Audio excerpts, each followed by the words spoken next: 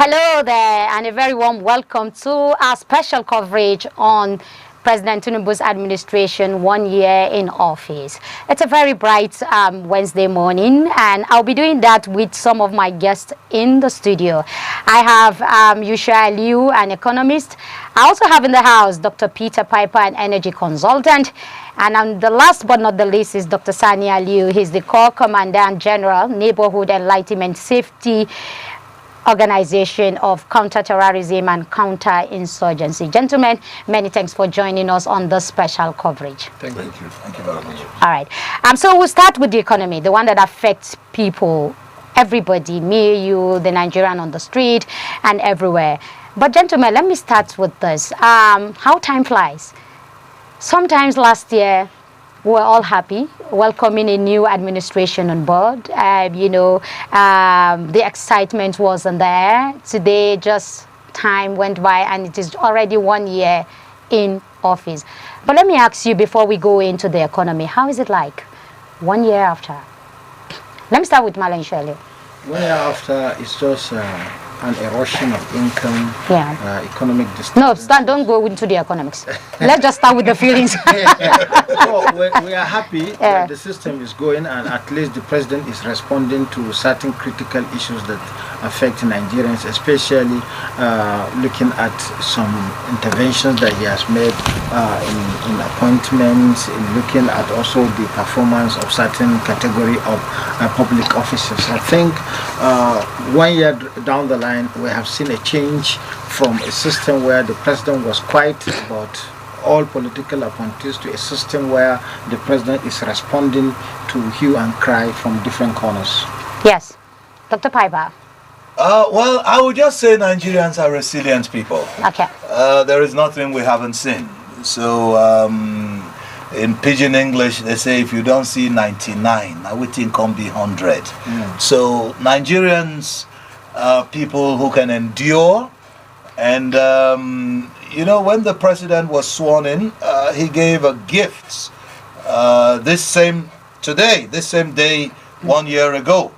And that gift was the simple statement: fuel subsidy is gone. He courageously said it. He courageously said that. Yeah. And I'm sure everyone who buys fuel, you are the one who will speak for yourself what's been happening to your fuel tank and how it has affected everyone. But I can just say Nigerians are resilient. We have survived it so far, and we will continue to survive it. Yeah.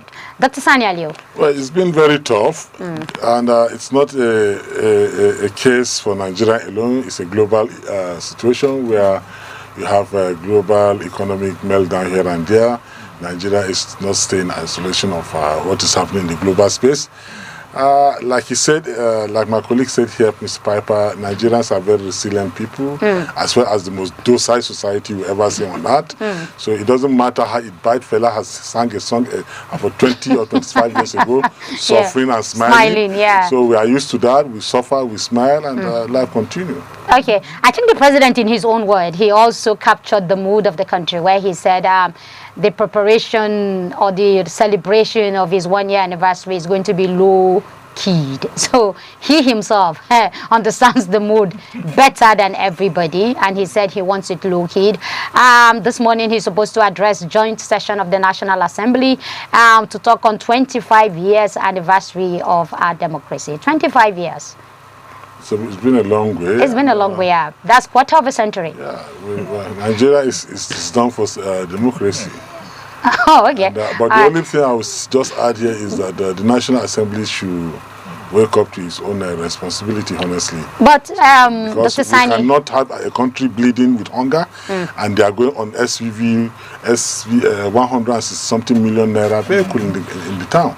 So they should learn how to make some sacrifices for the good of their people. We have seen countries that legislators refuse to use these vehicles. We have seen presidents who say, I don't need to change my vehicles. I will continue with the former president vehicle. The country needs more of this money. is in it. And then another aspect again, we are not patronizing the automobiles we have in Nigeria. They preferred this legislator preferred to take this money to another economy for the employment and development of that economy rather than employment and development of our own country. We have local manufacturing companies like Innocent Motors that they can patronize their vehicle. I'm not advertising for innocent motor. Because we are coming to that. But the question I want to ask is this. The question I want to ask all of you. Shouldn't the president of Nigeria owes us a duty to address us today that he's celebrating 1 year in office? He's supposed to be talking to us, telling us that this is how my 1 year has gone by, rather than going to the National Assembly to address joint session. After all, we are the ones who have elected them there. And we elected the president. So the president owes us a duty to say, fellow Nigerians, today is 1 year in office and this is what I have been able to do so far, so good. Doesn't he owe us that? Absolutely. That is the right thing that is expected of him. And we still hope that he's going to do that even after meeting the National Assembly. He will still have to come to address Nigerians because it is a democracy day. It is a day we utilize our own veto powers to put him there. So it is he must give us the account of his stewardship for this 1 year. It is a must. He must do that. So I think whoever planned that was a mispriority. Was a misplaced priority. Well, the managers of Mr. President never see Nigerians as very important. So yeah, I think that's just the message. Yeah. All right. So let's move to the economy right away. Malaysia Liu, the president, during his inaugural speech, he said, on the economy, we target a higher GDP growth and to significantly reduce unemployment. We intend to accomplish this by taking the following steps. He said, first, budgetary reform, stimulating the economy without engendering inflation. Second, industrial policy. Third, electricity will become more accessible and affordable. I know when I come to electricity, I'll come to doctor. Then he said, jobs. My administration will create meaningful opportunities for youth. Now, Malaysia Liu, inflation is 33.64%. The budgetary stimulate inflation. Ajamadina, you know, in December 2022, yes, we told Nigerians that they should prepare to see drastic change in policy adjustment when subsidy is gone. And some people do not take it serious, but I think if you take today and you measure the performance of Mr. President, you will definitely looking at the set target initially. You will say that there is a lot to be achieved for two reasons. He took this nation when inflation was 22.22%, and today we are 33.69%. Looking at this alone, you understand that there was improper management of economic policies that has resulted in this situation. And if you are only to remain within this scope and you go sectorally from the oil sector to agri sector, you now realize there is serious deficit that all the adjustment that is expected cannot bring back stability. I have hampered so much on that issue. There is no way you inherit a central bank that was porous, a central bank that has refused to maintain price stability over a long period, and now you now come with two issues at the same time. I have said, if you to naturally look at what it takes for an individual society to engage in agriculture, there is a time for planting yam, there is a time for planting different crops.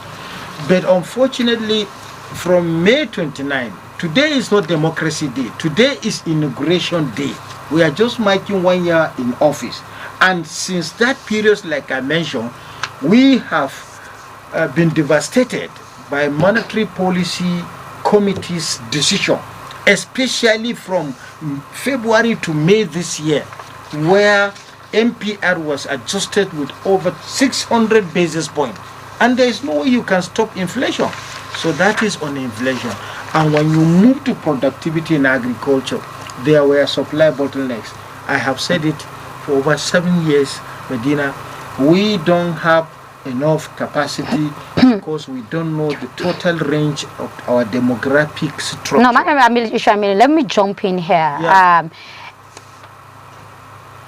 Every time there's a monetary policy committee meeting, what we end up getting is a review of MPR. Yeah. It started with MFLA, and we thought that the new CBN governor will have a change. But we now saw that it's a continuation of a policy that never worked in the past.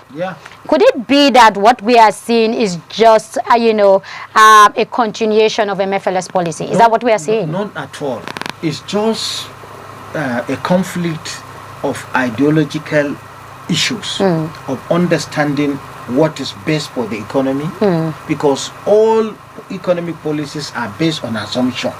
If you increase MPR, there is a reason for increasing MPR, either to attract FDI, foreign direct investment, or to halt inflation by reducing money in supply.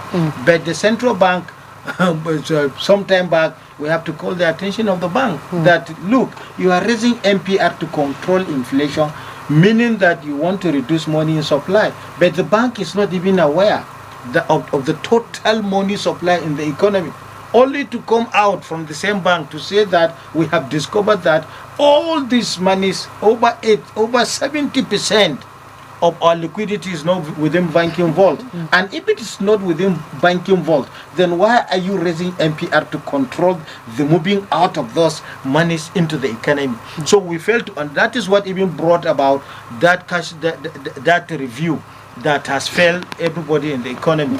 But like I was trying to emphasize on productivity in agriculture, supply bottlenecks, we don't know the capacity, we don't know the total population, we don't know the requirement of food that is required for the population. But then we went ahead and closed our borders, and even to I'm just going to hang you here. Okay. And when you talk about demography, population, and we're supposed to have a census that we discussed extensively on. That didn't hold. But let me go to Dr. Piper. Dr. Piper said we're very resilient people. Even Dr. Aliu concurred with him that we suffer and we smile. Our war started when the president said subsidy is over. And from the moment he said subsidy is over, everybody changed price. The filling station, the woman who sells corn, the one who sells pap, the one who sells gari, everybody jumped into that. And here we are today. The fact that we are resilient people, should we continue to suffer for what we have? We are a crude oil exporter. We have the 4th largest refinery in the world. We have some of the finest, what do you call it, crude. They call it sweet, crude. Do we deserve to suffer? Absolutely, we don't deserve to suffer. While my colleague here was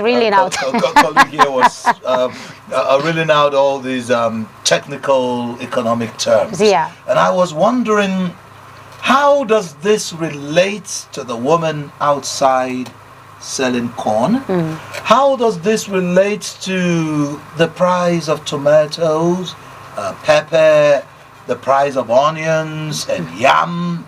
How does all of this come together? Because when we listen to our economic experts, people from the central bank and the erudite scholar I have to my left here, sometimes they say a lot of all these things. It sounds, we really get mesmerized by everything they say. But the bottom line is, it's affecting everyone. Take, for instance, someone who earns 30,000 in a month. And then you have 30 days in a month. So if you earn 30,000 in a month, which at present, that is the minimum wage we have in Nigeria at present. So which means it's calculated at 1,000 naira per day. And I doubt if there is any meal that can be bought with 1,000 1,000 naira.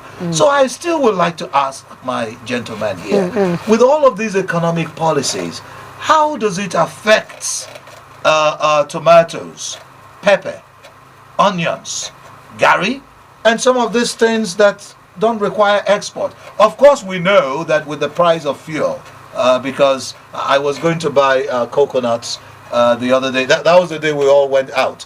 So I called someone, a coconut just as small as this, and he said 1,500 naira. I said, hey, stop it. He said everything is expensive. I said, coconuts? You know, the coconut trees have been there for long. So are you telling me the tree, the coconut tree, is going to tell you, hey, I need 1,500? And are you in any way saying there's a kind of exploitation by the traders themselves? Yes, people are exploiting the process. Okay. So I need to hear from an expert. But before the experts begins to talk, let me go to Dr. Sani. Dr. Sani, as a corps commandant of a security, outfit, doesn't the economic situation makes your work more difficult?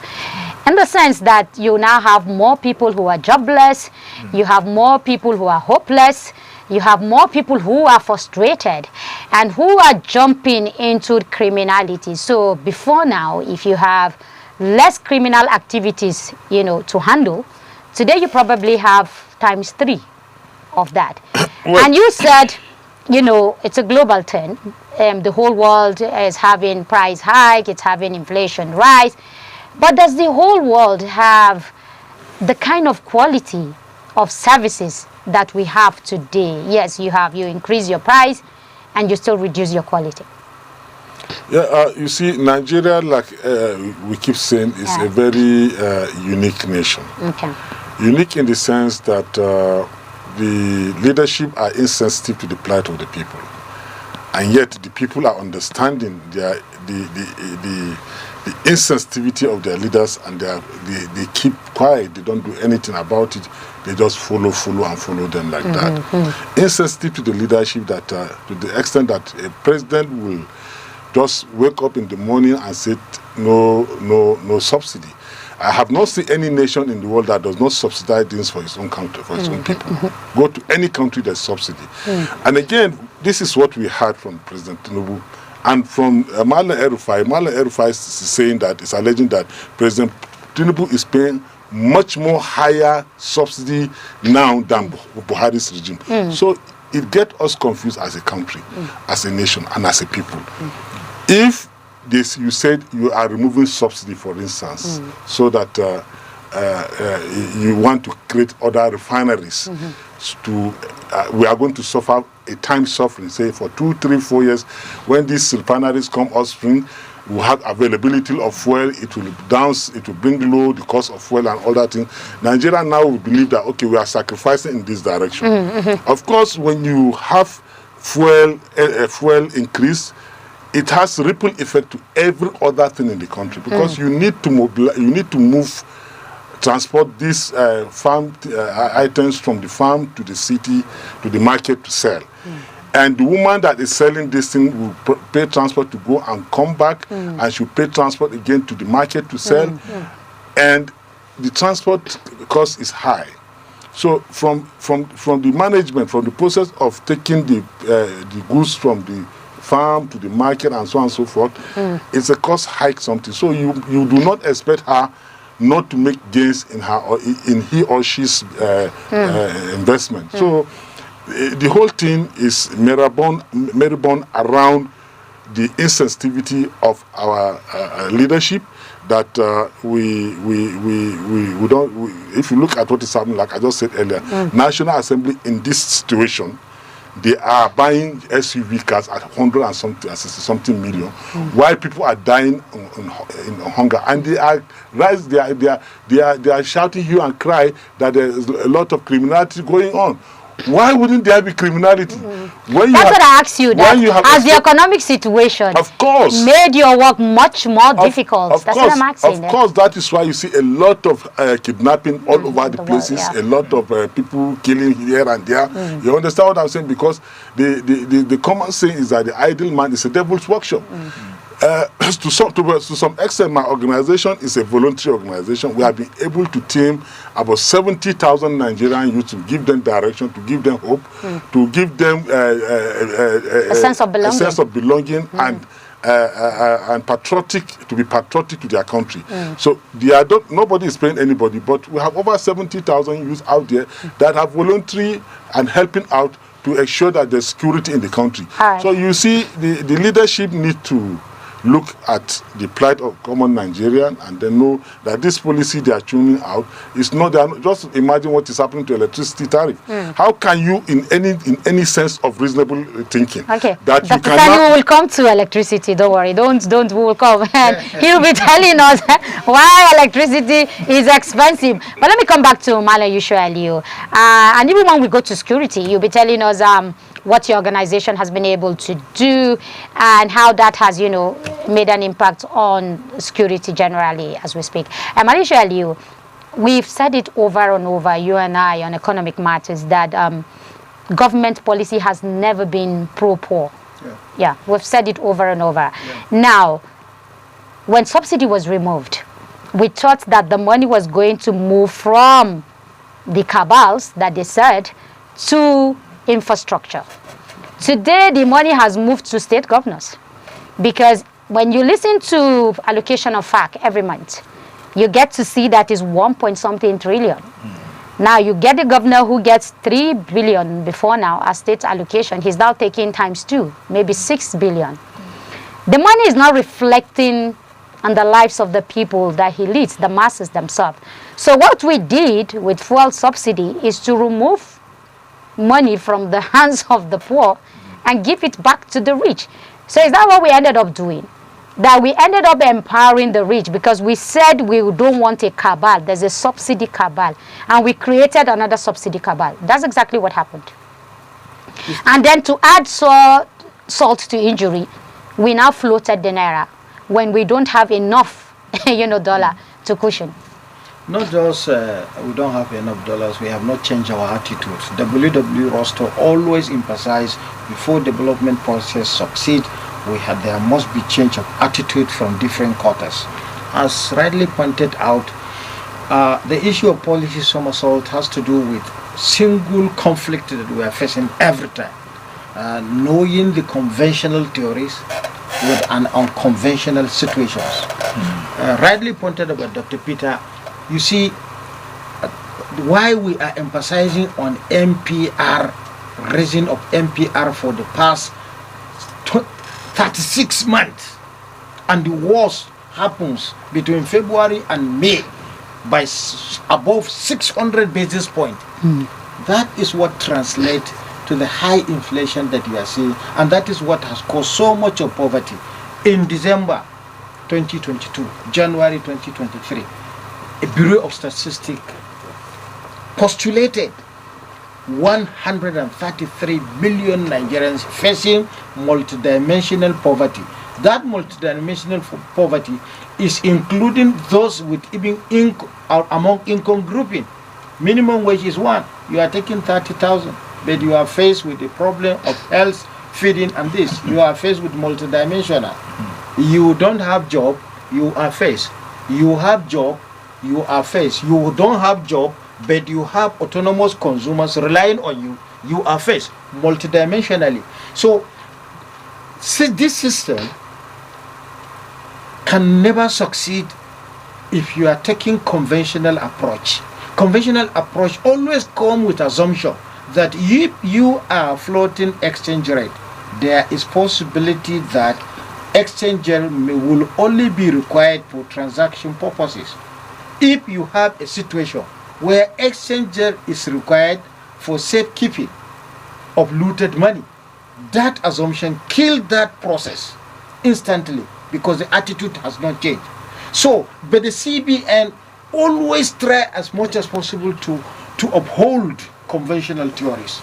Controlling inflation, it is the sole responsibility of the bank to maintain price stability. And for over 36 months, prices refuse to be stable, because if you increase MPR with the intent of foreign direct investment, you are not secure. for investors to come, you are not secured for businesses to thrive, then definitely that particular unconventional scenario will hamper that conventional aspect which you want to translate. That is one. If you let me jump in here. Why is it so difficult that over and over the central bank has refused to carry out its function, its primary function of price stability? Why is it so difficult? Because there is no political will by the system to emphasize, if you don't perform, you are going out. They will perform. And that is just the situation. Look at what MFLA, for instance, did. He finished the first tenure, he was given additional time, but all at the end we have seen Jim report, and that revealed everything. I don't need to mention. But one aspect at which it must be stopped for us to have, you know what, the problem the economy we are facing now is to hold any change in price. Do you understand? If you cannot do that, inflation will continue to thrive, because definition of inflation is persistent, seemingly irresistible, will continue to grow. There was a colloquium that was held on Saturday, and the professors and the special advisor to the president were optimistic that inflation is a symbol. I told them, look, inflation is not a symptom. Inflation is an indicator. And the simple reason to understand this inflation as an indicator is you understand the process of a moving vehicle. No matter what technology you put, these are the policies. In a very mechanized vehicle, the vehicle cannot move if it doesn't have an inflated tire. Then definitely there is a range at which different technologies can move vehicular technology into motion. If category A of 6,000 kilograms require 40 range for that vehicle to move, if it is 20, you are not moving fine. And that exactly applies to inflation. And if it is above 40, definitely you are moving at risk.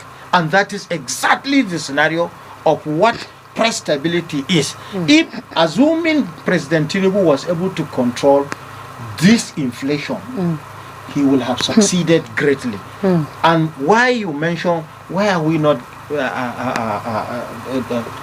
celebrating? That is after getting the money. You know, we discussed at that time. I said, money will go to governors, and if it goes to governors, they are the same people that will come to bureau de change and buy one. Do you understand? And that is why dollar refused to be stable.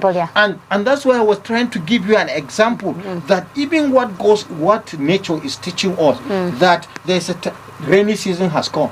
You cannot plant yam, cassava, millet, corn every day. You have to follow the season as naturally guided. That's exactly about policy adjustment. You cannot remove subsidy when you don't have the capacity to produce refined product, and then you now increase and you remove government hand, and you now tell investors to go and look for dollars, and you expect price to be stable. And that's what comes to what doctor was asking. The common man, they are multiplier effect in price. The multiplier effect, it will affect everybody. It's like bad character. If a bad character man abused Mr. A and everybody was silent, he will abuse the next person, and it will go round. So that's exactly the scenario about price instability, that if the multiplier comes, you remove subsidy, price increases. You float exchange rate, price changes. And that will go round to everybody, because we are all consumers. And in consuming, we all try to be rational. So we are all consumers of agbado and corn. But let me go to Dr. Peter. Dr. Peter, while the government policy is not working, the people themselves are also exploiting that policy. Because they've also contributed to the rise in inflation. If a coconut tree that has been existing for 50 years, and then all of a sudden you now move it from maybe of 200 to 1.5, then there is no rationale to explain that. Because one, I know Dr. Sally will tell me that is the woman not going to transport it down to the city? Is she going to walk from her village, to the city? But the question will be, why is it that people cash into every policy and begin to exploit it to meet their own selfish gain. I remember when the president said the poor must breed. So it is the same poor that are suffocating the other poor, because it is the same poor who buy coconut. I mean, the rich man, maybe once in a blue moon, but there's the poor man who buys that coconut on a daily basis, or buy kose on a daily basis. And if the rich man wants to go to the market, he buys his things in bulk. He will probably go to the warehouse or to dealers to get it at a relatively cheaper rate.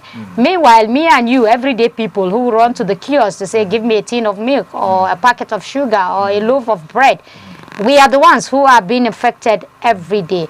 Why do you think that it is human nature that people begin to exploit the situation? That is one. Two, labor has been sleeping.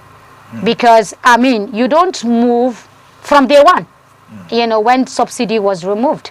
Labor was supposed to ensure that money moves to critical infrastructure, not to governors creating another cabal on its own.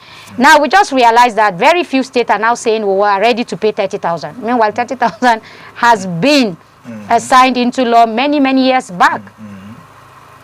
Well, I think it boils down to conscience, human nature. Why do I say it boils down to conscience? Because when people begin to see that the politicians themselves are not making any sacrifice, and they are expecting every other person to make the sacrifice, tighten your belt, this is going to hurt you for a while, and then later you will enjoy all of this. Now, it affects the consciences of people. First, just like Dr. Sani Aliyu mentioned, when he talked about members of the National Assembly buying vehicles of 160 million naira.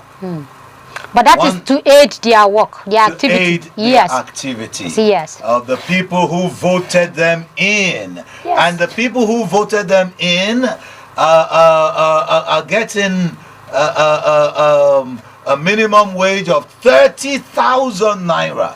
So if you times 30,000 naira minimum wage, you need to know how many years you will work before you can ever, maybe someone should do that mathematics, before you can earn 160 million to help someone in the National Assembly take care of people earning 30,000 in a month. So when they hear this kind of things, when they hear the type of salaries governors receive, legislators and even state houses of assembly receive, how do you expect the woman in the market to respond to this?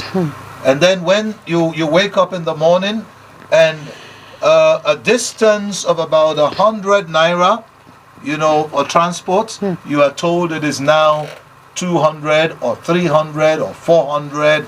So the ripple effect in all of this is that we all become exploiters. Even the person in the market, the moment you get to the market, the first thing you're thinking about is, this is the only way I can cash in. This is the only way I can make my money. Before the president came in, during the campaign, he said a whole lot of things. He talked about empowering Nigerian youths. I don't know how many million of youths he said he will put into the Nigerian army. And he said, what will they eat? Agbado, cassava, corn, this and that. But when you look at it, do you know the average corn now this season is about 200 naira? And then the coconut that goes with it have never been this small before. Just a tiny little coconut like this, cut very, very, just like a fingerling, is 100 naira. So you buy one corn, you buy one coconut, put together 300 naira, and then a sachet of pure water. Sachet water is now 50 naira. To go with it. To go with it, just to press it down. So put it together, this is 350 naira. Yeah. And then your salary per day, if broken down for 30 days, is 1,000 1,000 naira per day. Okay. How do you go to work? How do you come back? How do you eat on this? And that's why I say it boils down to consciences. Okay. Because it makes us even remember when we were in the university. But is there a gap between governance and citizens? Is there a gap? That's a gap for exploitation to take place. I think there's a difference between being in government and being in government and governance. We have people who are in government, but they are not in the business of governance. So if you're truly in the business of governance, you should have a conscience. You should know that this policy that I'm putting out, how is it going to affect the ordinary person? But the truth about the matter is that these people have become so separated from reality.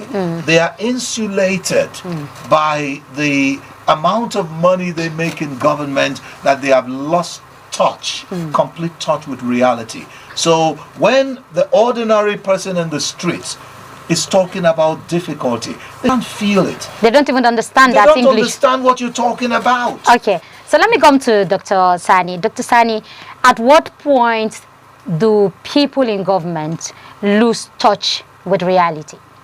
Is it that when they get the power, it begins to corrupt them absolutely?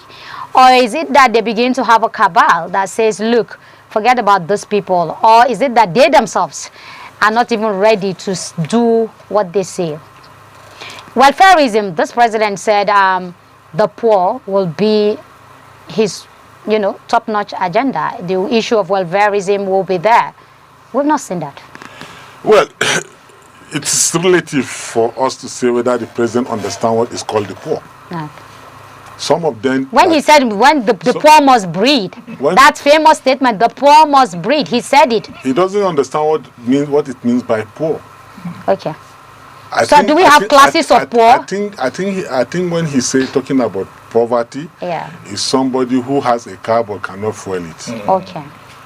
Not the one that works. Those are the ones that he said they are going to breed, at least because he has removed the first subsidy from them, so he will find a way for them to breed. But the poor, who does not have even a bicycle, who can really earn 500 naira a day, who is not a government employee, how many percentage of Nigerians are employed by the government, who does not earn anything, and who go to the same market to buy what the president is buying and what any other citizen is buying. You are selling your rice at about 70,000 naira. What you call a minimum wage cannot even afford a bag of rice. This is for privileged few that are working with the government. There are a lot of peasants out there that they don't even see light to do their normal jobs, daily jobs. There's no light, like the barbers and the rest. There's no light. They cannot even afford it, and rent has equally escalated. Everything about livelihood has escalated. I have seen some people, a young girl living in a squalor in a dustbin area, made sheet arrangement. These content makers, they went in, and the rains from the rains was up to their knees inside her room, where she's keeping her things and where she's sleeping daily. She's a Nigerian, born by a Nigerian father and a Nigerian mother. The president is not looking, doesn't know about those people. I think what is disturbing our leader is that their lack of connectivity to the very beginning of where they come. The president came from such a background in Isaleko, but over time he has forgotten about those Isaleko's kind of life. And then there are people that are below the Isaleko people. Who is his SA that is connecting him with the reality of what is happening down there? Nobody. But Dr. Sani Ali, wouldn't to us be unfair to the president, because he's just one man in governance? He has ministers, he has SAs, he has governors, he has commissioners, he has local government and people. Wouldn't us be unfair to him to say he's the only one that will, check these things and solve this problem when he has people that is what he that said, are supposed to aid him? That is what he told us that he will do for us, and that is why we voted him. If he doesn't have that capacity, why will he present himself? God will ask everybody your stewardship. Definitely you will stand in question before God. How did you give what kind of leadership did you give to people? To the extent they said, what if anybody in your country sleep in hunger, the leader up there will have to account why he allowed that man to sleep in hunger. So you need to have a channel that you can reach out to that very poor independently as a leader. You need to create that connectivity. That tells you about the capacity. I have seen a leader today in this country before, who's, when you approach him, he will call you from your local government or from your state. By the time you are coming, he is going to be telling you the story of what has happened yesterday night in your street. You are not even aware of that. That is leadership. We have seen a president in Niger who tells his people of what is happening within their domain without them knowing, giving them up to date information of what is happening. This is leadership. We need to create that connectivity. Like National Assembly, they are not connecting with their people. Most of them are staying in Abuja. They don't know what is happening in their village. The National Assembly, the senator representing the village in Zamfara where the kidnappers have been distorting and everything, cannot tell you of the reality of what has happened yesterday night. He doesn't even know what has happened last week, unless he reads it on the pages of newspaper. So our leadership tend to disconnect themselves from the people that elect them into the office. As soon as they give you crayfish and Gary and maybe 15 naira, 100 naira, you voted for them. They say they have settled you for the next 4 years. But that is not but that's the fault of the populace themselves, because if you collect 50 naira or 100 naira or a sachet of Indomie or whatever you collect from politicians, then the payback time is that you have collected your own dividend of democracy. So why do you have to ask for those things in the first place? Why wouldn't you collect when they have already starved you to death? It is a deliberate something. The PDP, so I'm not talking, the political party in Nigeria say, give them small to eat, and when they are dying, bring small and give them. Don't allow them to be sustainable enough so that they will not fight you, so that they cannot go to say, So give them, when they are fainting and dying, put small again for them to revive them. So what we are saying is that, are we really having Nigerians as leaders who are truly Nigerians, who are patriotic, who think Nigerian, who think the poor people, who think that Nigerians should be out of the woods? Do we have such leaders? Or is this the leader that think about their pockets and their safety and their security and their children? We must come out of such leadership. Honestly speaking, we must begin to have leaders like we used to have yesteryears. Murtala in this country died a poor man. We have seen Aminu Kano dying without owning a house in this country. We have seen so many of our beautiful leaders who dedicated their life. Sodana never had a property. So how much is Sodana? Sodana never had even up to 30 pounds in his account when he was killed. So these are the kind. We have seen this man, former minister of petroleum, who after the seized power from there, he has to look for borrow money to pack his family to Kano. That's late Maitama Sule. So what kind of leadership do we have now? These are the leaders. Those are our forefathers who were thinking the poor, who were working with the poor, who were trying to carry the country along, and so that the country can be. Let me tell you, earlier, Nigeria, China, India, and rest, we are developing nations. Today, they are referring to Nigeria as underdeveloped nation. That means we have gone back. China today is a world power. India today is a world power. Pakistan today is a world power. What do you call it? The defense industry with Nigeria, we are built and commissioned on the same period. Nigerian defense industry now is building furniture. Why they have gone to nuclear powers? So don't we have that patriotism in our mind? Don't we feel insulted as a people? For all intent and purposes, Nigeria is the greatest black nation in the world. Okay. Whether you like it or not, we are supposed to give that pathway leadership. That is why even Nelson Mandela said, if Nigerians sneeze, Africa catch cold.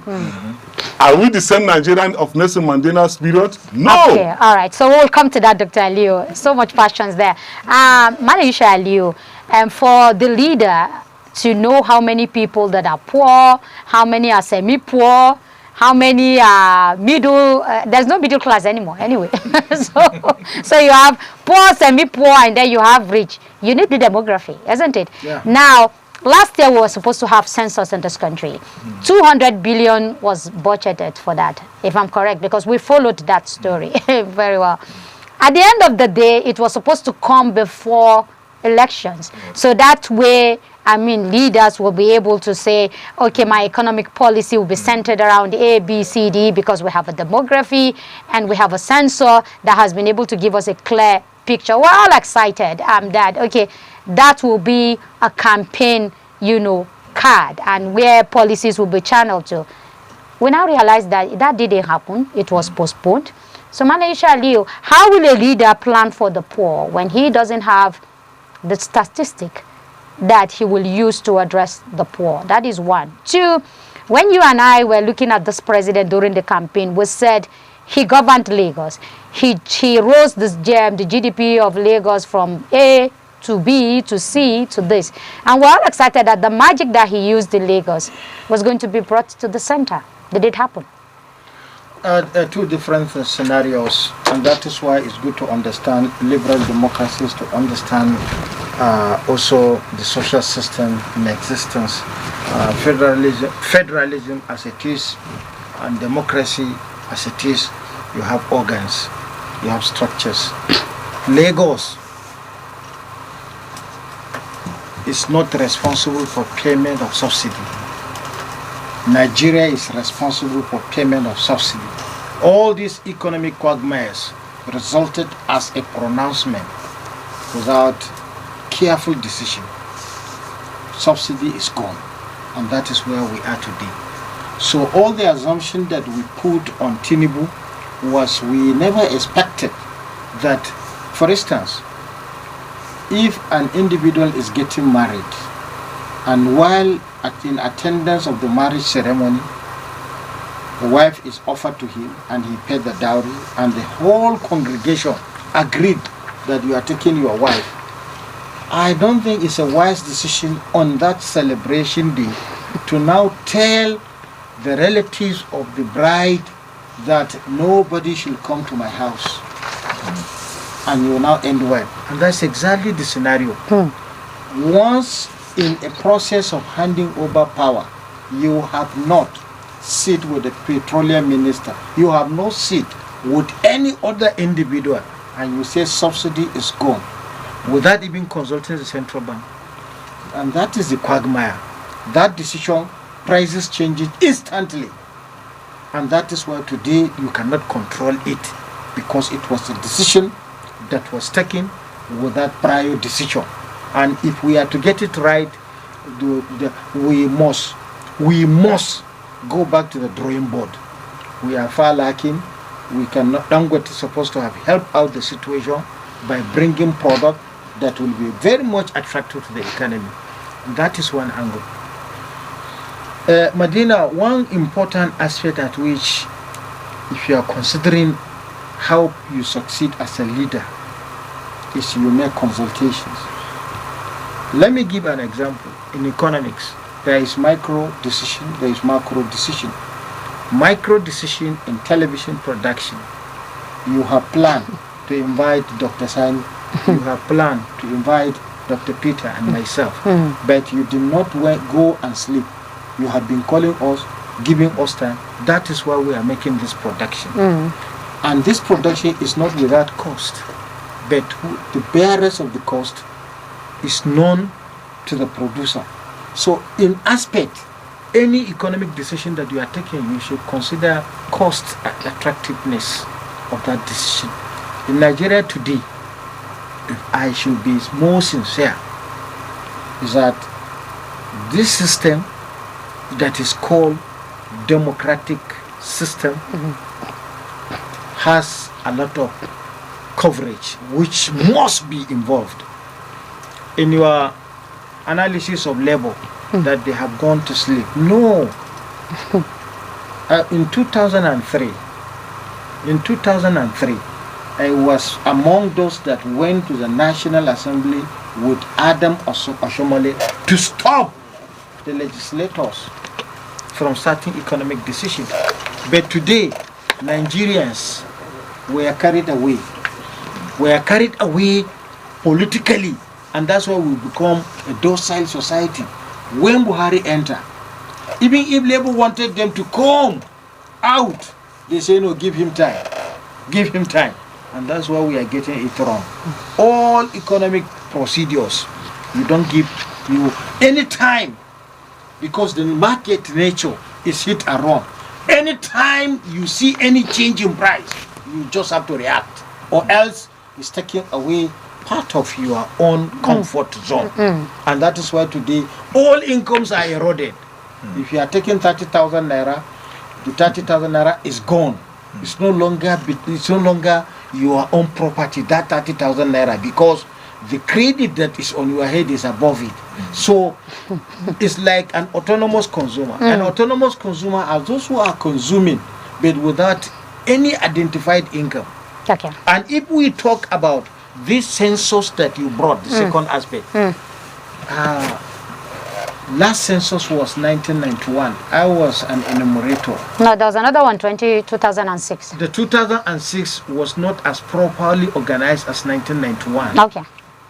And that is why I always refer to that one, because during that 1991, it is more closer to reality than 20, because 200 million, 100, there was projection made as far geometrically.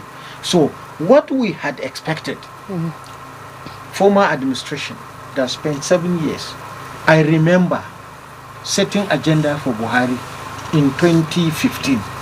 I urge him to please understand the number of people of Nigeria. That will help you to know the working class, the unemployed, the old, the young, so that you can proper policy. But we wasted 8 years, nothing. And last year, remember, I said you cannot hold census while at the same time you are conducting an election. It's not going to work. So now Nigeria celebrated 64th anniversary. We are about to celebrate 64. Sorry, we are about to.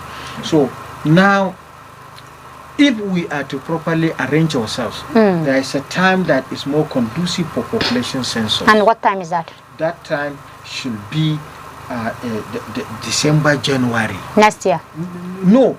The time, in my own understanding. Okay, could be any December or January. December to January, because at December people will go to their proper location and they'll be quiet and there is less movement, except after. So you can trap everybody according to where he belongs. Okay. Naturally, we are operating federal structure. Yeah. So that, like Dr. Sani mentioned, you elect somebody from Zamfara. And if he comes to Abuja, he hears kidnapping is ongoing along Safe Road, he will not go home again. Why will he go to Safe Road? So and get kidnapped in the process? By that December, that's why you see Abuja empty. Are you getting it? Okay, because we're all going home. Yeah. Unless that's if you have a village to go back to. Nobody. I don't have a village to go back to. No, Abuja is a capital for all. Okay. If I tell you are living in Abuja, give me your identity of being an indigene. You don't have. Do you understand? I'm a Nigerian. You are just a Nigerian, and you don't have any political power so far as except from voting. No matter how good you are. Yeah. So what I try to simulate is this. Okay. For us to have good process of leadership, first of all, we understand who is that who wants to lead us. Not just merely. We have seen two scenarios. Okay. Buhari came because Northerners feel that it is his no. I don't want to go. I don't want to go into that. But gentlemen, I'm afraid at this point we'll go on a short break, and when we come back, we'll delve more into the economy, the power sector, and of course security. It's still our special focus on President Ahmed Tinubu 1 year administration. We'll be back after the break. Stay with us.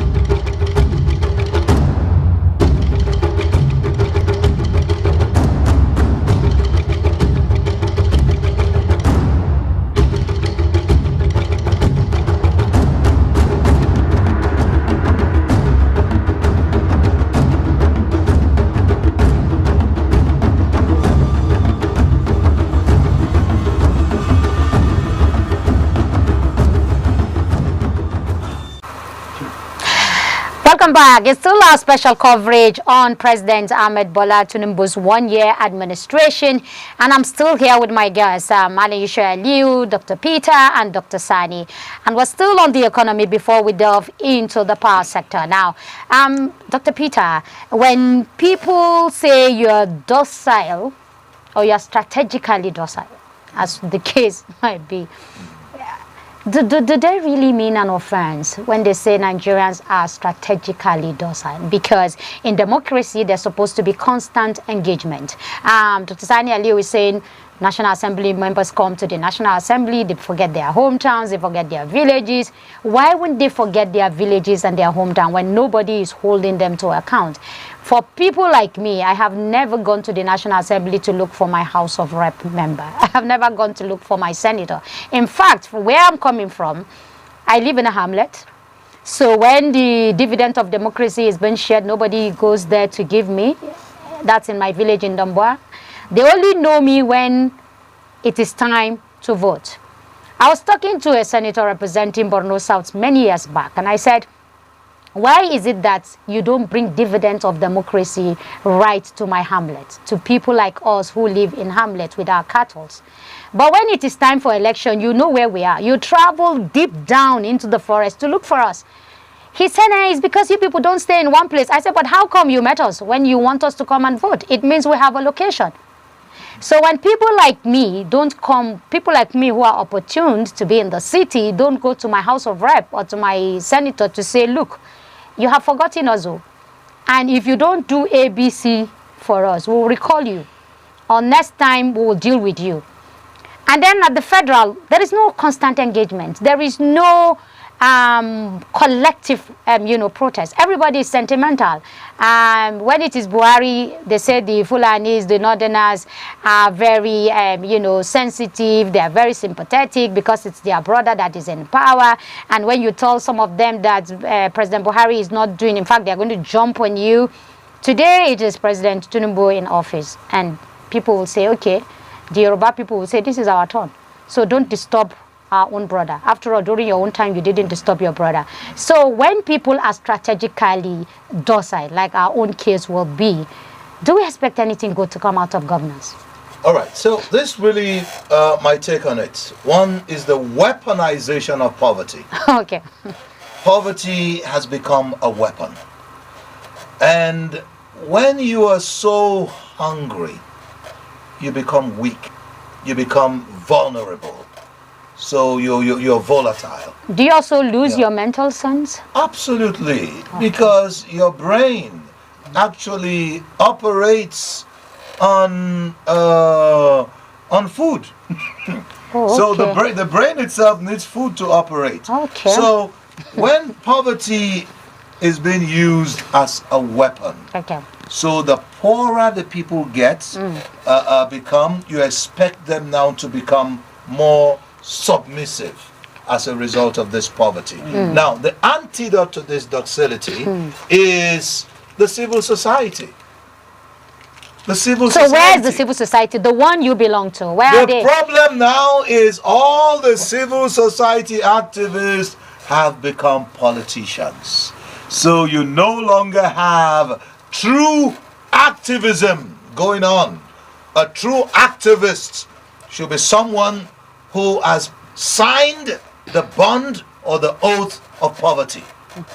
He has decided to say, I will rather be poor and speak the truth. But you see what we're seeing today in the civil society movement. The moment a civil society activist or a human rights activist becomes popular, they capitalize on that popularity. They go into politics. And when they go into politics, the people will say, oh, yes, he's one of us. He's always speaking on behalf of us. Let's vote one of us to go in there and change the rhetorics. They are often the worst people.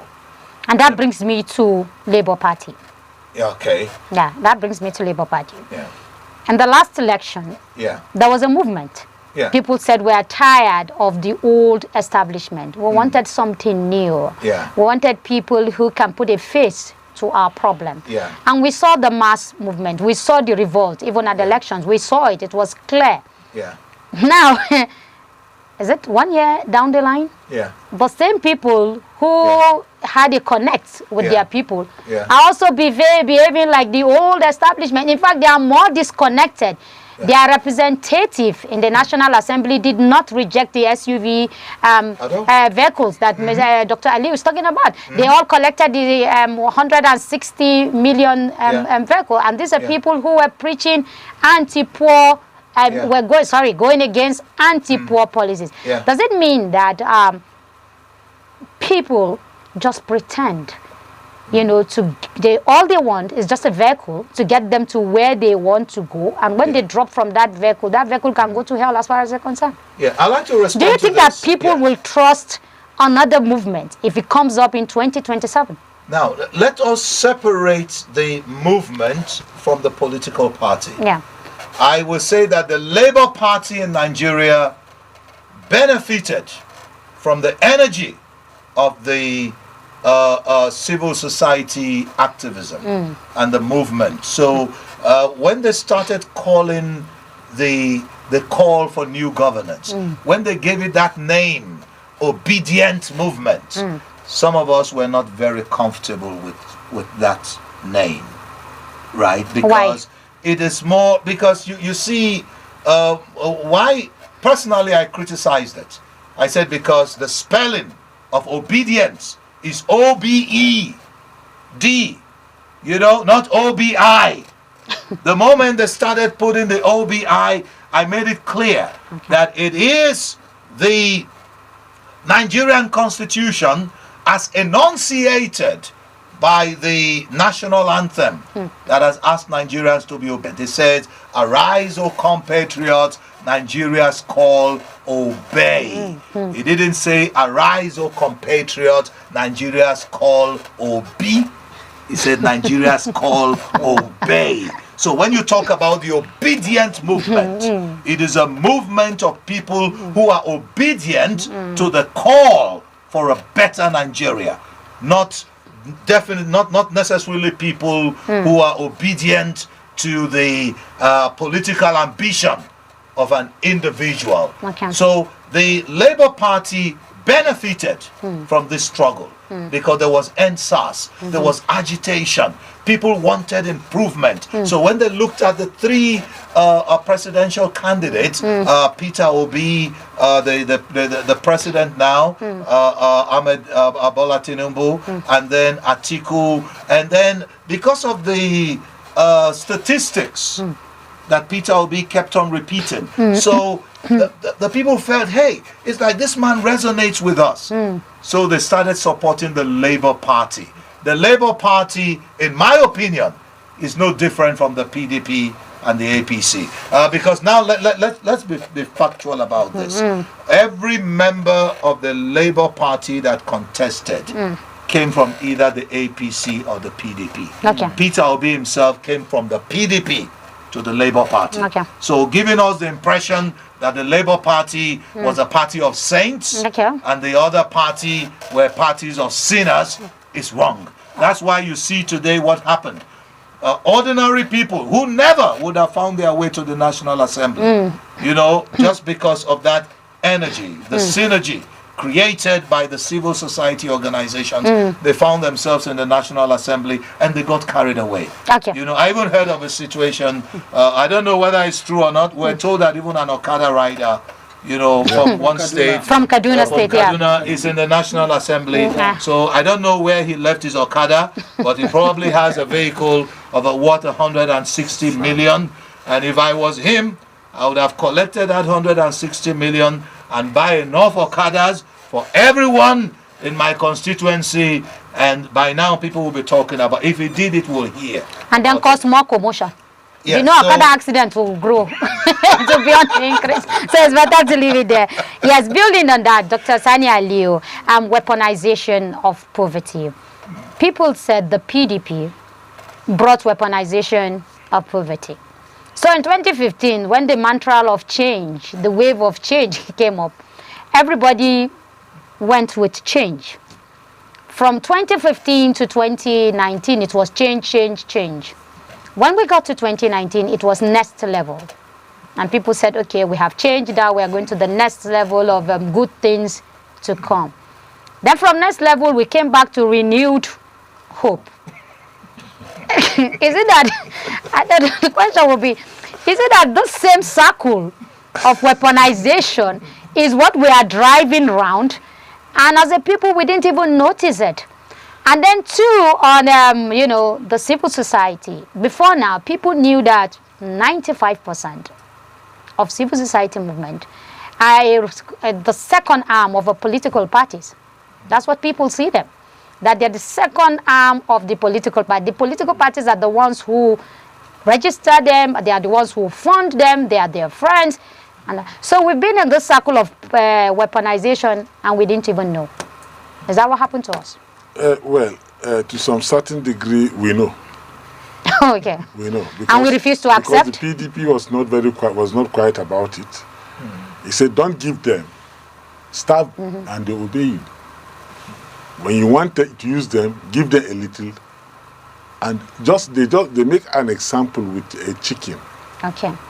The one the former Russian president used as an example on stage, yes. You remove all the feathers and then throw onto it, and it will still come back to it. Yeah. So no matter the pains we are That's receiving, a cruel way to, you know. No matter the pains we are receiving, it's not as cruel as people that have been dying in hunger, human beings dying in hunger in this country. A lot of people have been dying just in hunger.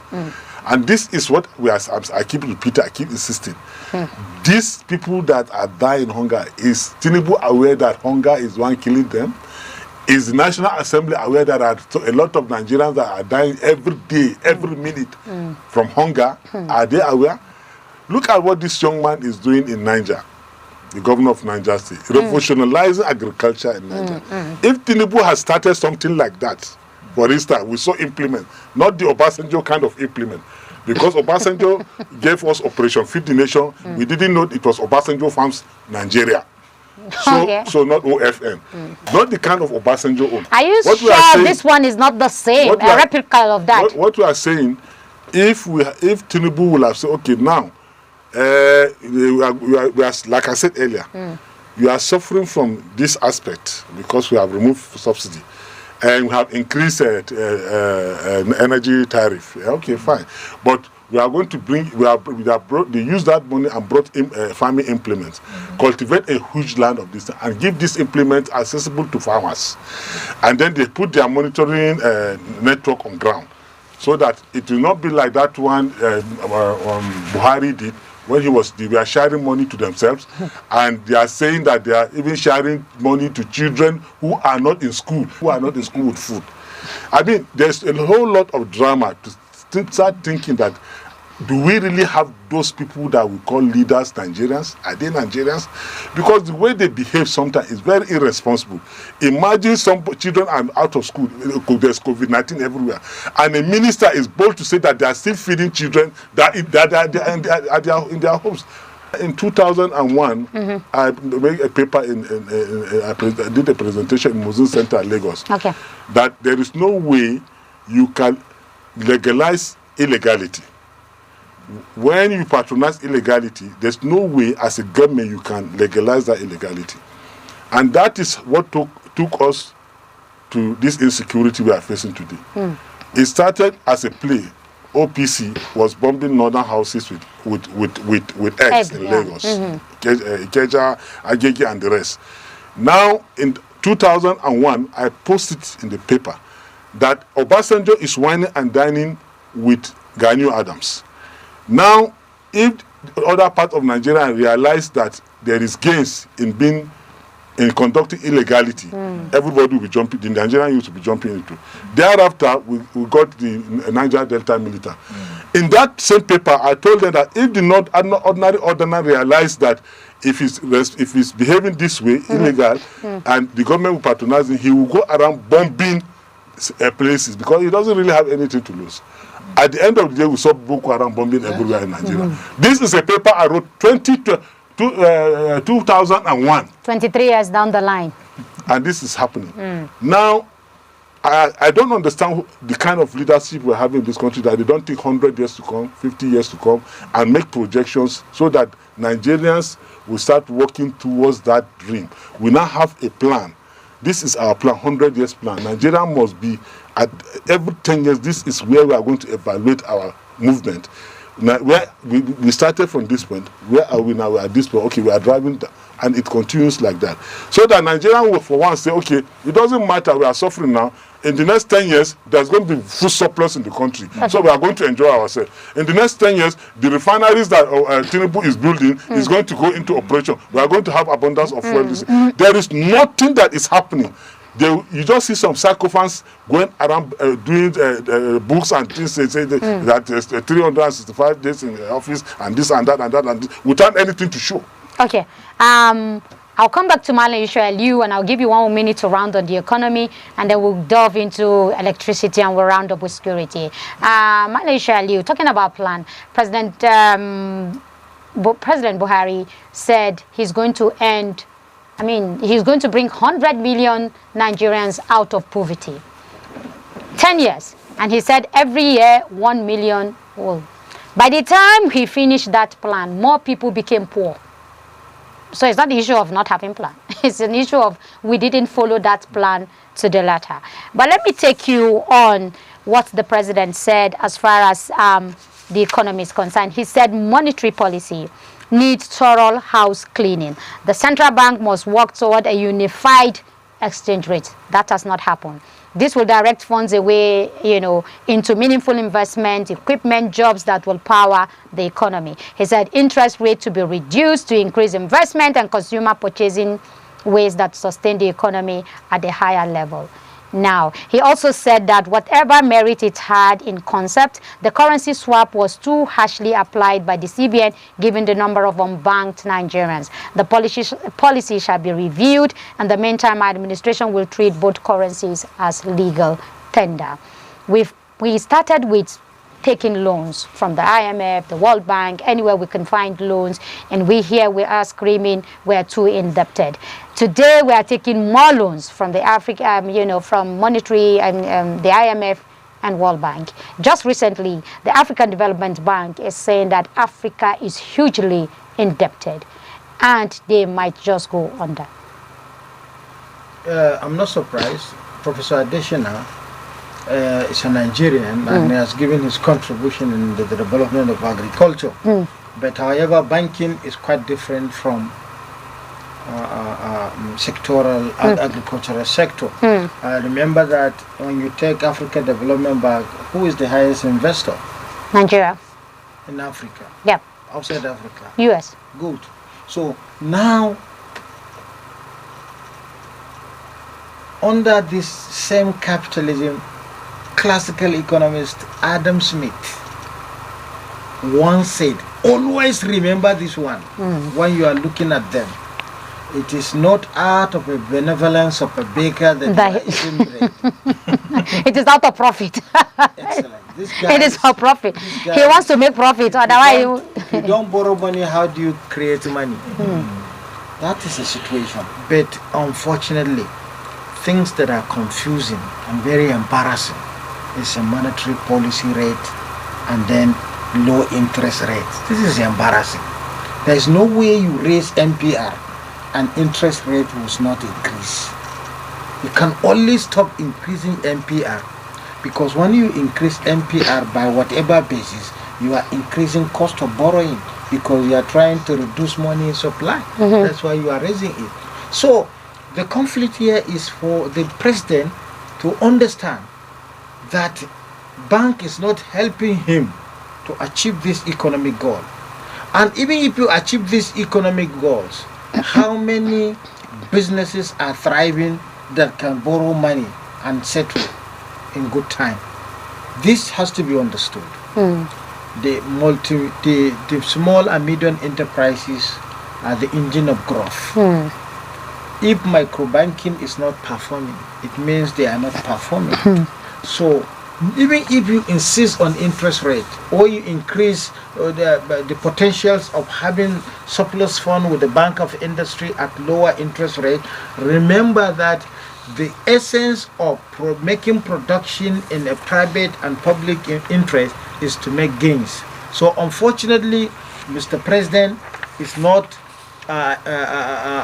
dancing along with the central bank, and there is need for the bank to understand that for them to create price stability in an economy under a given period, there must be stability for at least 90 days. We cannot be moving after 28 days. Inflation will change, interest rate will change. So we are expecting to have a progressive growth rate where the target growth rate by the economy, either rated by the bank, that is World Bank, or either ambitious by the appropriation plan of the government. So in my own, there is need for us to understand that we are not operating where Nigeria is benefiting for one reason. All investment is geared toward creating new jobs. We are losing jobs every day, and we are losing jobs as a result of policy adjustment, hike in tariff, electricity hiring.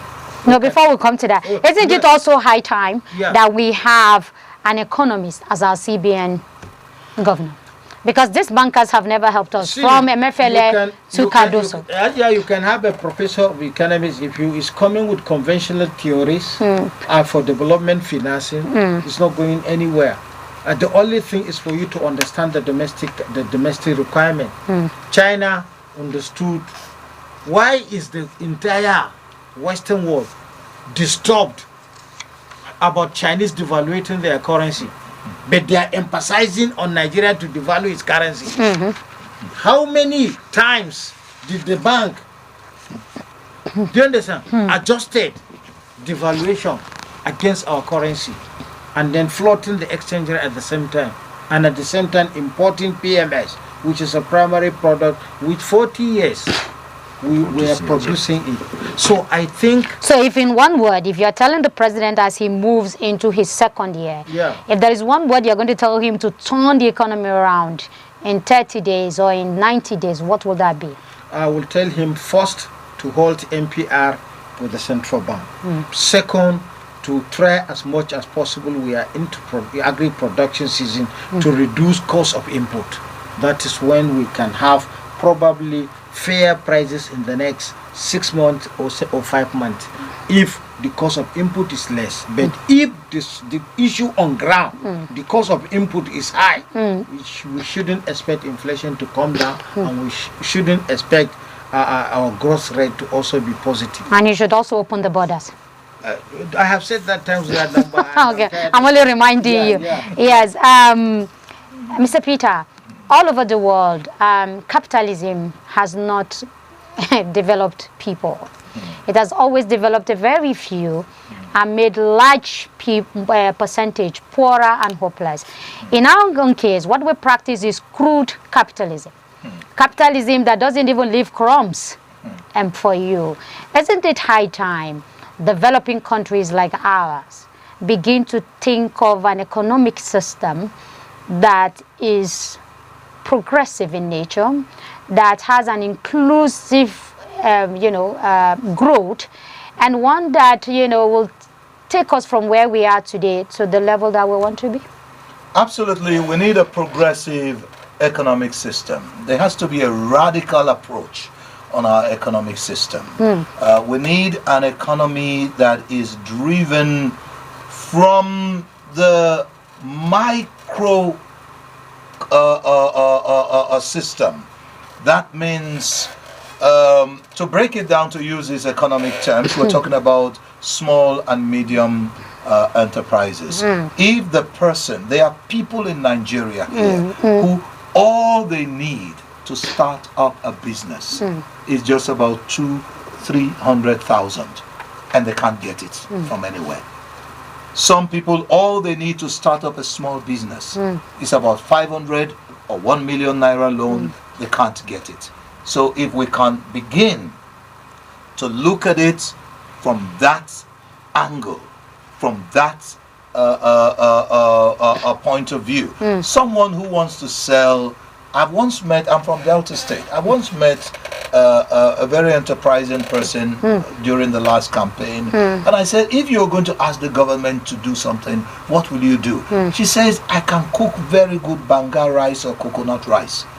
You know what that person was actually thinking about? She was actually going to hawk her rice. Sell her food, yeah. If I can get a bag of rice, if I can get the pot, if I can get everything carried on my head, I say, no, how about if you can put it on a wheelbarrow? He said that will even be a luxury. So you can think Nigerians are so creative. That is why this country is still floating. What has caused wars in other countries, you know, is what we are enduring. Just like Fela said, we're suffering and we're smiling. You know, we're taking it like as if it's a normal thing. So, in one word, I think we should look at the micro economy. We need a new economic approach, an entirely radical approach. Yes. Different. Okay. Dr. Sani, you said all over the world the economic is biting harder. We've seen protests here and there. And as the same question, things are getting out of hands. People are losing their jobs. People cannot afford good food. Sometimes even the pension funds have been deployed to infrastructure, like what we had the other day, that the government is trying to use the pension funds, about 20 trillion now, to inject into infrastructure, and people said don't try it, and this is our savings. Now the Manufacturers Association have also said because of the increase in the MPR, they are going to reduce productivity, and that means more people, you know, will be laid, you know, off, coupled with the electricity tariff and all of that.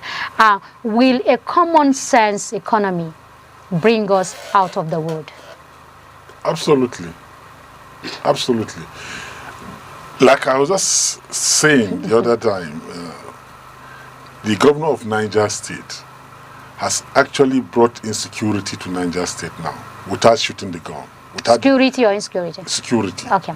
He has already provided security now to Niger State without the army, without all those. Somebody from Niger State is listening to you, and he's saying, and he's nodding his head, and he's saying it's not true. Do you know why? Do you know why?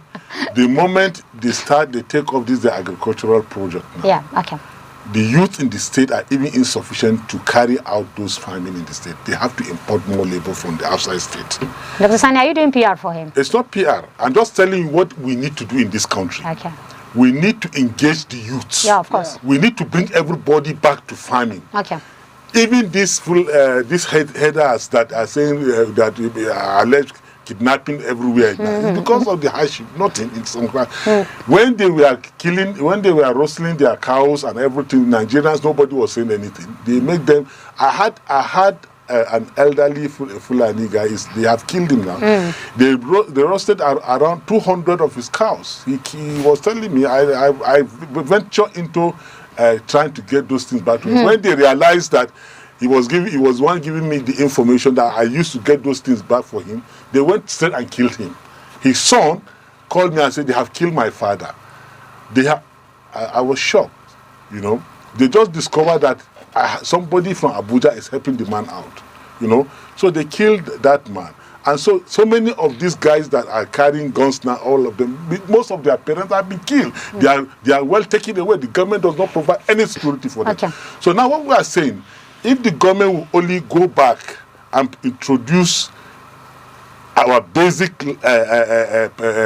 backbone, vertebral bone in Nigeria, which is farming. It is with farming that we discover oil. So if we go back to farm, a lot of youth will be engaged. Okay. These youth that are carrying guns up and down will stop carrying guns, and everybody will be busy in his farm, provided you can earn something. Okay. And provided there are implements and everything is made accessible for you. There's not going to be... Okay. All right, gentlemen. So let's delve quickly into electricity for lack of time. Now, I'm coming to you, Dr. Peter. We've argued with Dr. Peter over and over. Dr. Peter said there is no cheap electricity, that electricity is expensive. And the earlier we realize that, the better for us.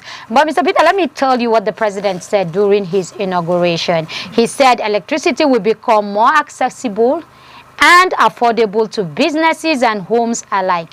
He said power generation should nearly double and transmission and distribution networks improved. He said we will encourage states to develop local sources of electricity. I have a message for our investors. I'm quoting him now. He said, local and foreign investors, our government shall review all complaints about multiple taxation and various anti-investment inhibition. We shall ensure that investors and foreign businesses repatriate their hard-earned dividends and profit. But I want to come to the issue of affordability and accessibility. The Minister of Power told us that we'll be needing 10 trillion naira to fix the electricity sector.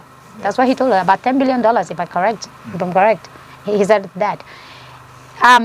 Is power affordable today? Is it accessible today? Has it changed from when the president took over to where we are today? Today, we have also been discriminated against, because you have the band A, the powerful people, you have band B, we have band C, we have band D. But because of our nature of docility, how can we allow somebody to discriminate us and say some people are band A because they get 20 to 24 power hours?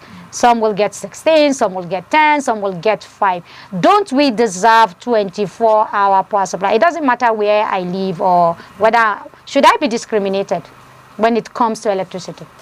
All right. Well, ideally, every Nigerian should have light 24/7. Yeah. And if you look at it right now, investment is moving more to our backyard, Ghana. Okay. If you go to Ghana, in fact, recently when the power went off, when they were having, I think, a national assembly, everyone was surprised. But if it happened in Nigeria, we will not be surprised. Now, but first, let's be fair to the president on this. I believe that he has good intentions in terms of policy. Are we not tired of good intentions? No, that does not reflect the reality. I'm going to break it down for you. You know, I've always repeatedly said that power generation is very expensive. And I'm going to try to break it down so we'll understand it. But you have to do it fast. Yeah, well, very quickly. Now, he came up with a policy. And this policy, in fact, it's like just re-emphasizing the policy of his predecessor, Buhari, which means now, okay, every state government, you can issue out licenses to any electricity firm that wants to generate electricity.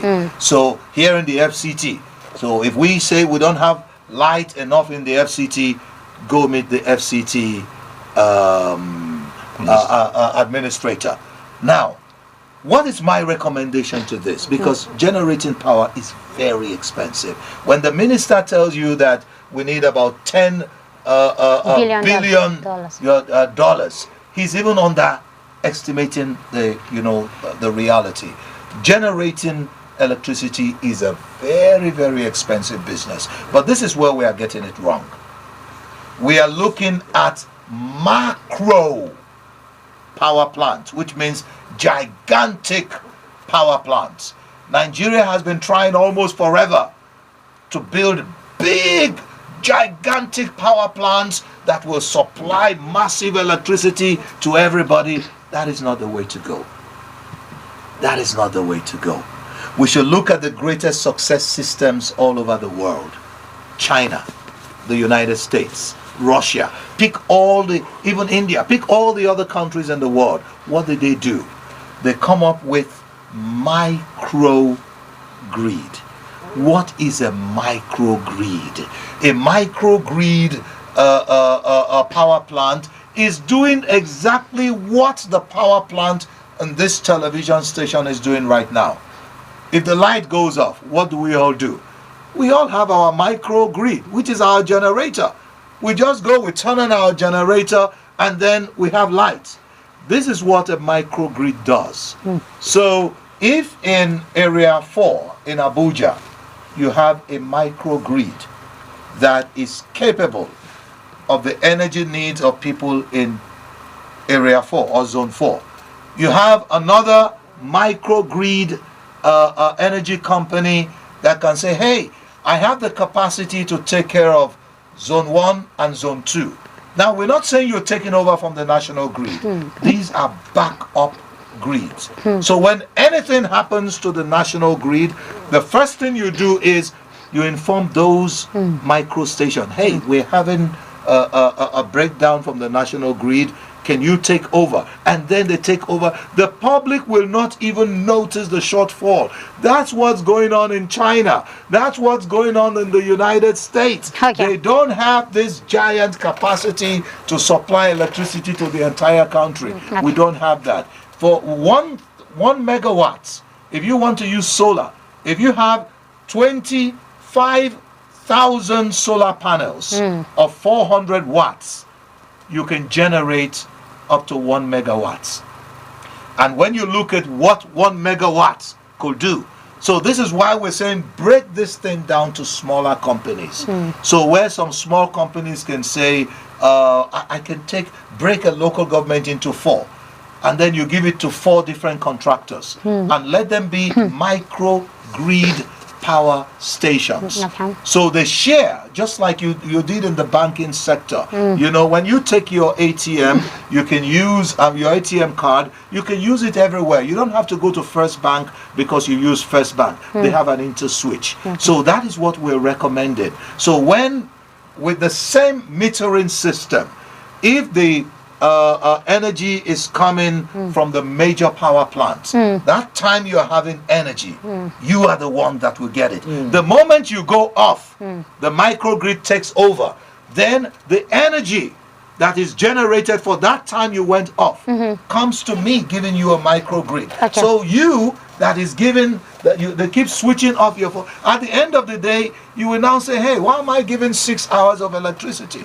You know, so there will be no need for band A, band B, band C, and band D if you have a backup microgrid. A microgrid, for instance, a Nigerian with just how much will a microgrid cost? If you have a Nigerian, how much will it cost? For instance, 1 megawatt on solar, you know, it may look a little funny anyway. You need up to at least about $5 million. Okay. Now, not even naira. no, not everything is imported. Okay. Let's say now some Nigerians can afford this. We're not that. Okay, I'll come back to you. Okay. Dr. Aliu has a different type of electricity, which I'm coming to. Dr. Aliu, you talked about Niger State. Yeah. Niger State is the powerhouse. They call it powerhouse because Shiroro Dam is there, this other dam is there, yet they don't have electricity.